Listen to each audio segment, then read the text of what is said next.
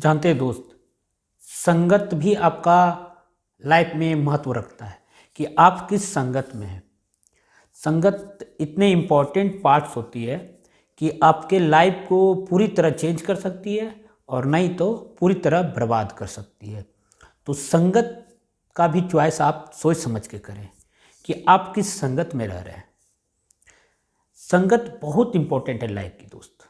ठीक है, आप जिस जगह पे हो, क्या कर रहे हो, स्टडी कर रही हो, बिजनेस कर रही हो, जो भी आप कर रहे हो, तो आप किस संगत में रह रहे हो वो आप पे इम्पोर्टेंट करती है। आप उसमें ग्रोथ चाहते हो या मिडिल रेंज में चले जाते हो, तो आप पे डिपेंड करती है कि आप किस संगत में रहती हो। ठीक है, तो आज एक कहानी से आपको हम संगत के बारे में समझाना चाहूँगा। एक कहानी है बाज की। ठीक है, एक बाज का घोंसला था जिसमें बाज ने अंडा दिया था। पेड़ के ऊपर में बाज ने एक अंडा दिया था, बहुत सारे अंडे थे। ठीक है, और उसी पेड़ के नीचे एक मुर्गी ने भी अंडे कुछ दिए थे। ठीक है, तो बाज का घोंसला से एक अंडा मुर्गी के जगह पे, जहां मुर्गी के अंडे दिए थे उस जगह पे जाके गिर गई। ठीक है, तो मुर्गी का बच्चा जब समय होते हुए निकला, ठीक है, तो उसके साथ बाज का भी बच्चा उस अंडे से बाहर निकला। ठीक है, तो देखिए दोस्त, ये संगत के क्या असर है। मुर्गी का बच्चा जिस तरह खाना खाता है और जिस तरह चलता है, जिस तरह चिचियाता है, डेली का एक्टिविटी जो मुर्गी करती है, उस तरह बाज का भी बच्चा उसी तरह सेम करता है।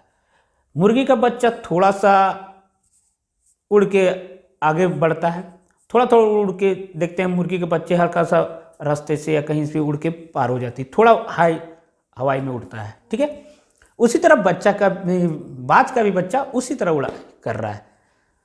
तो वो क्या सीख रहा है कि जिस तरह मेरा आसपास के आदमी कर रहे हैं, बच्चा चिड़िया का ही मुर्गी का बच्चा कर रहा था, उस तरह बाज के भी बच्चे कर रहे हैं। मगर वो बाज के बच्चे को पता नहीं है कि वो आसमान में भी उड़ सकता है। ठीक है, मगर संगत का ही असर एक था कि वह मुर्गी के बच्चे का जो एक्टिविटी था वो सेम अपने साथ भी वही कर रहा था। तो वो बाज का बच्चा एक दिन देखा आसमान में एक चिड़िया उड़ रही थी, तो मुर्गी से पूछा कि वो चिड़िया कौन है, वो इतनी ऊंचाई में कैसे उड़ रहा है। तो मुर्गी ने बताया कि वो बाज है, वो आसमान का राजा है, चिड़ियों का राजा है, वो खुली आसमान में उड़ सकता है। तुम उसकी तरह नहीं उड़ सकते हो, ना तुम उसकी तरह सोच सकते हो, ना कर सकते हो कुछ। मगर उस बाज के बच्चे को पता नहीं है कि वो भी आसमान में उड़ सकता है। तो कारण क्या है दोस्त? संगत भी आपके बिजनेस, आपके पढ़ाई, आपकी डेली एक्टिविटी, आपकी जॉब पे भी डिपेंड है। संगत ऐसा चुनो दोस्त कि आपको कुछ ना कुछ सीखने का मिले या कुछ ना कुछ ग्रोथ हो। आप उस संगत को ना रखें जिसमें आपसे भी कम समझदार या आपके लेवल का समझदार उस ग्रुप में है। आप कोशिश करें कि आपसे हाई लेवल वाले, नॉलेज वाले, रुतबा वाले, पैसे वाले, पढ़ाई में नॉलेज हो, जिसमें हो आपसे ज़्यादा नॉलेज वाले, आप उस ग्रुप में रहे। भले उस ग्रुप में आप मूर्ख कहलाएंगे, लो रहेंगे, मगर आप ग्रोथ में रहेंगे, बहुत सारी नॉलेज आपको मिलेगी।